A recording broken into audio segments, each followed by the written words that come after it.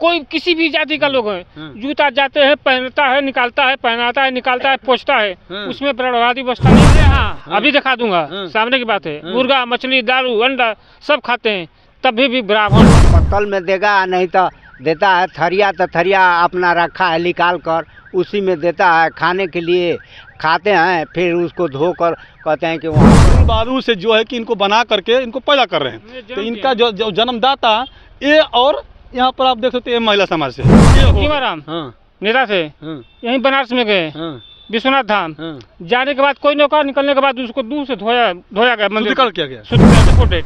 आप एक लोहार होंगे, आपकी औरत लोहाइन होगी, आप एक राजपूत होंगे, आपकी औरत राजपूतिन होगी, हम हरिजन होंगे, हमारा में औरत होगी। तो कितना का पड़ता लगभग? क्यों 2000 का है 3500 का। अच्छा। हाँ, क्यों 2000, 1500, 1800। अनेकों लोग चुनाई का, मकान का, मंदिर का काम करते हैं, लेकिन वह पुजारी कौन रहता है? ब्राह्मण। हाँ, देश को बेचने वाला ब्राह्मण है, देश को गरीब करने वाला ब्राह्मण है, देश को गाली देने वाला ब्राह्मण है। ऐसा क्यों?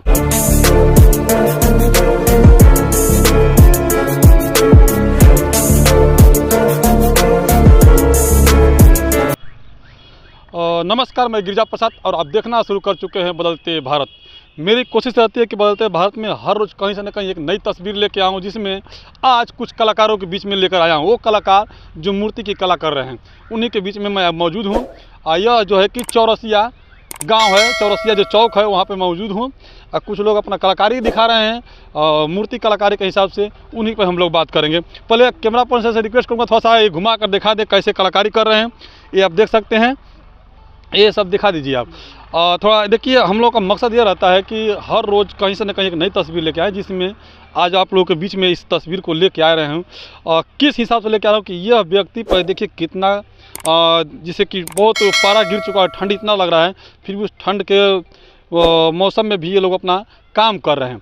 आप इतनी हाथ में देख रहे होंगे, थोड़ा सा इधर दिखाइए, और हाथ में देख रहे होंगे कितना मिट्टी लगा हुआ है और ठंड का मौसम है, देख सकते होंगे। लेकिन मैं उनसे पूछने की कोशिश करूंगा कि क्या इन लोग कैसे करते हैं, किस हिसाब से करते हैं, सारी बातें पूछूंगा। सर जी, थोड़ा हमारा हेल्प कीजिए आप, थोड़ा सा खड़ा हो जाइए आप, थोड़ा सा।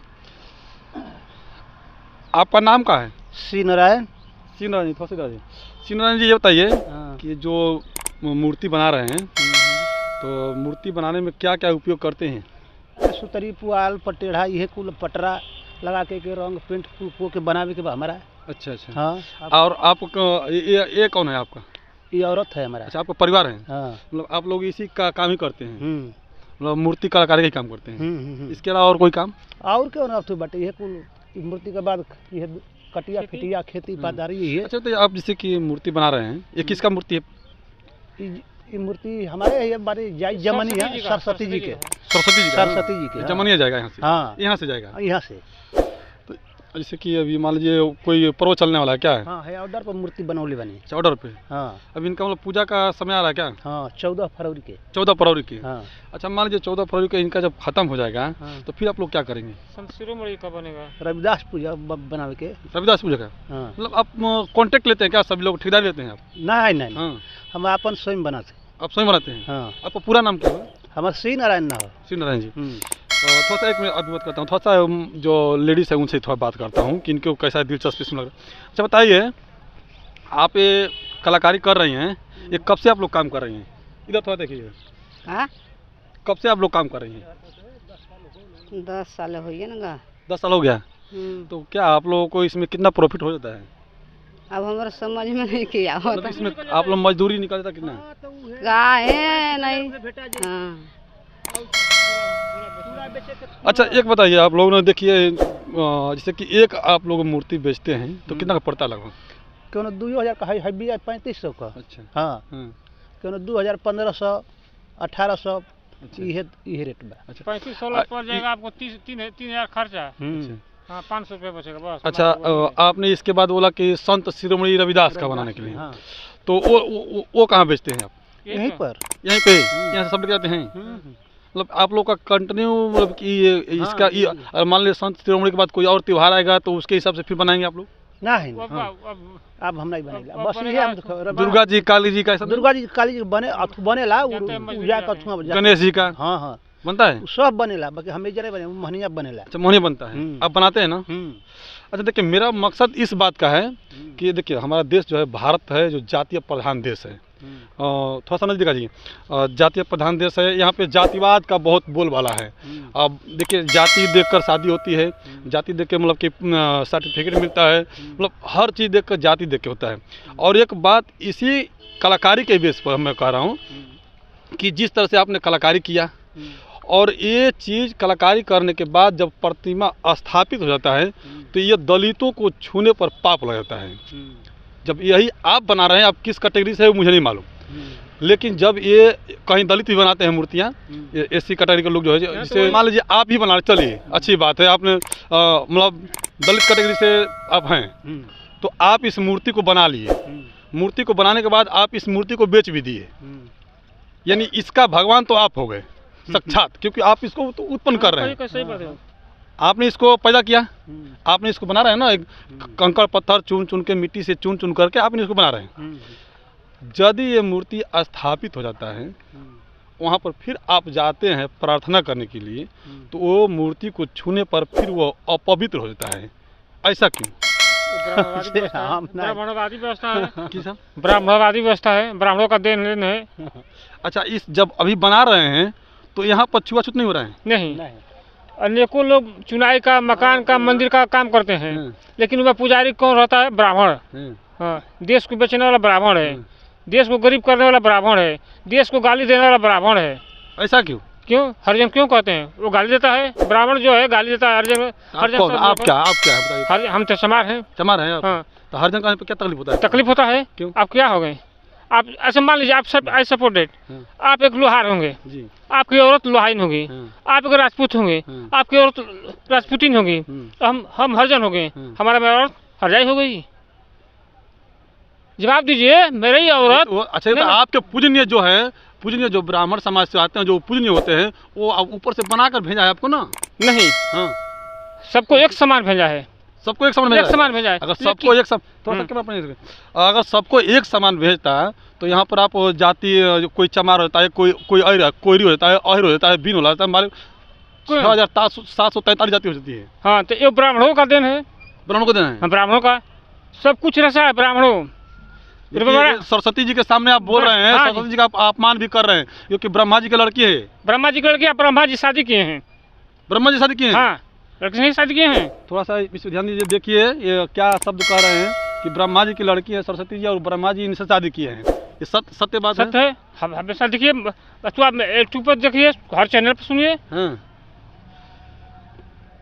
देखिए, बड़ी बातें खुलासा हो रही है। मेरा मकसद यही था कि ये जो शेड्यूल कास्ट से आते हैं, और मेरा मकसद इसलिए कारण हो गया बनाना कि मैं देखा, कारण इसलिए हो गया कि राजस्थान में दलित ने एक पानी छू दिया, उसके लिए उसको मौत कर दिया गया। जो है कि अभी राष्ट्रपति, जो हमारे देश के जो सर्वमान्य राष्ट्रपति द्रौपदी मुर्मू हुए, इससे पहले रामनाथ कोविंद थे, उनको मंदिर में अंदर प्रवेश करना अलाउ नहीं था।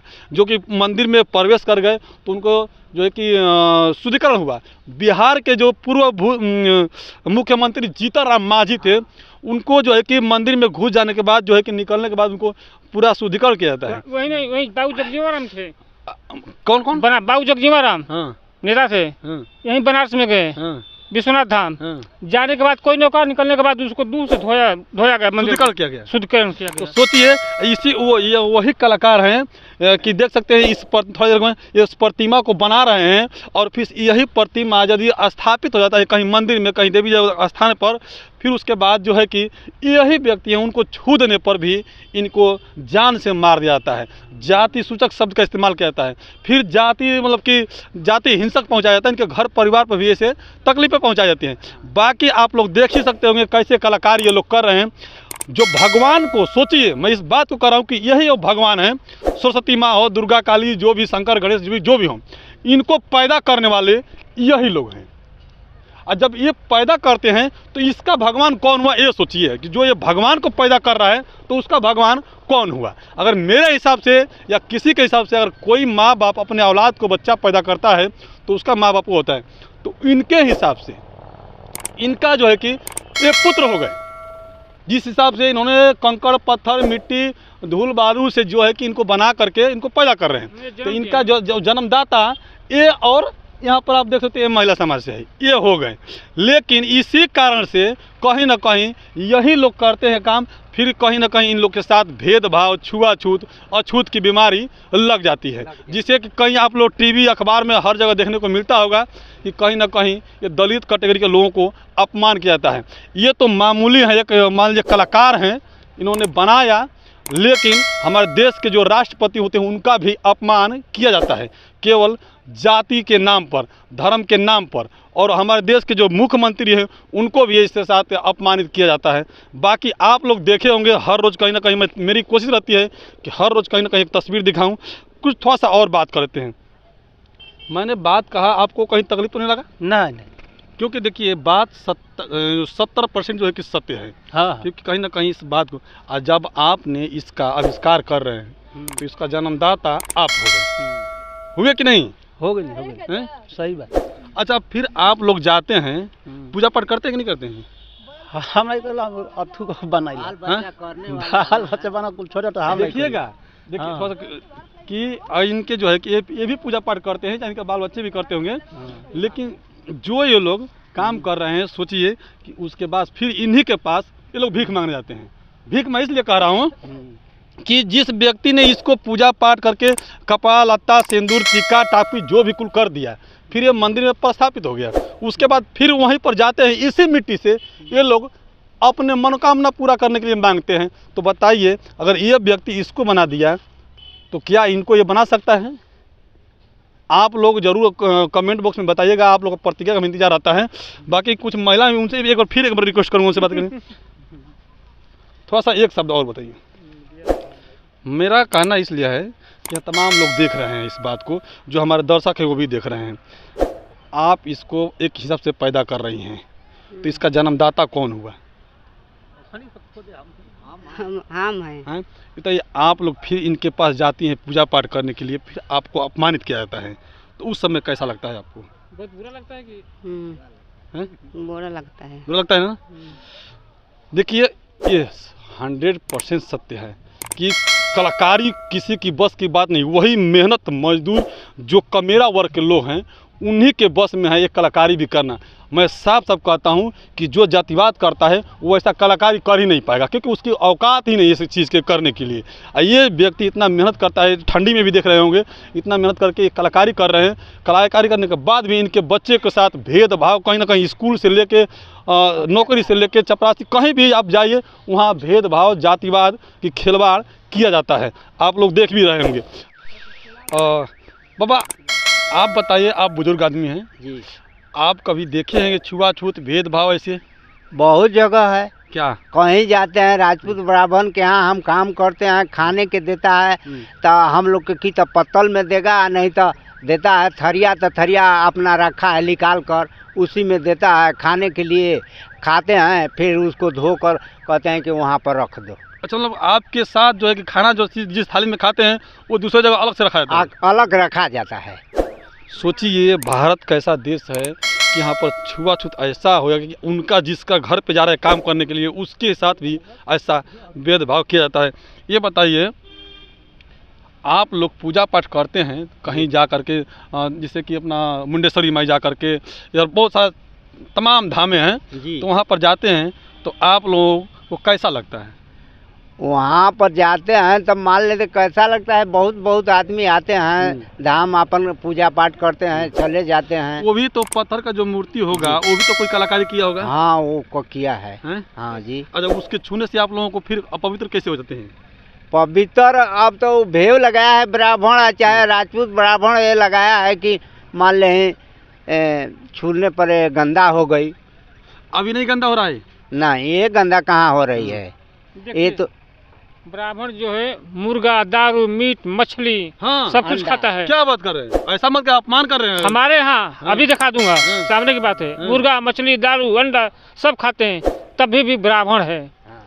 जिस ब्राह्मण को स्कूल में नाम लिखने का नहीं है, अरे ढाई अक्षर के जो ढाई अक्षर जो पढ़ता है ना, नहीं बोलते ढाई अक्षर प्रेम का पढ़े से पंडित हो। जो पंडित है जूते का चप्पल का दुकान खोला हुआ है। क्या बात कर रहे हैं? जूते कोई किसी भी जाति का लोग है, जूता जाते हैं, पहनता है, निकालता है, पहनाता है, निकालता है, पोछता है, उसमें ब्राह्मणवादी व्यवस्था नहीं उनका है।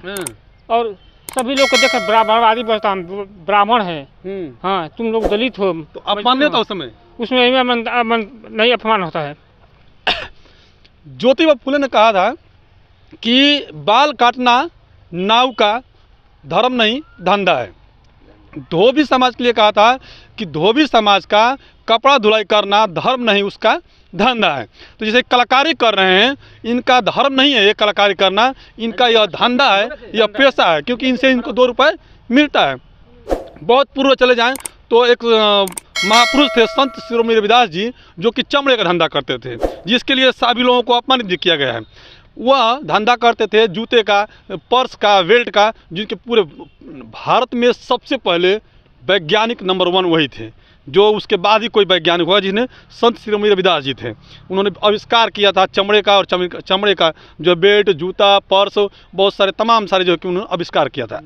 लेकिन आज क्या होता है कि अब जो लोग इसमें उतर चुके हैं व्यापार लाइन में, तो अब ब्राह्मण भी जो है कि पर्स या चमड़े का जूता, चप्पल सब बेचने शुरू कर दिए हैं, वो भी अभी काम करने लगे।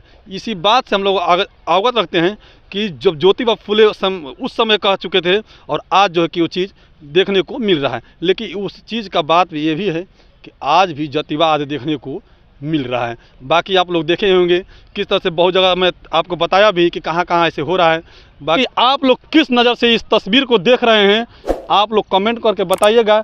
बाकी आपके कमेंट का मुझे इंतज़ार रहता है, ताकि आप लोग जो प्रतिक्रिया देते हैं उसी हिसाब से मैं अपना काम करता हूं। बाकी आप लोग देख लिया, बदलते भारत में पहली बार है तो चैनल को सब्सक्राइब कीजिएगा, लाइक कीजिएगा, वीडियो को ज़्यादा से ज़्यादा शेयर कीजिएगा। फेसबुक पेज पे हैं तो बदलते भारत के फेसबुक पेज पे हमें फॉलो कर सकते हैं। शुक्रिया, थैंक यू।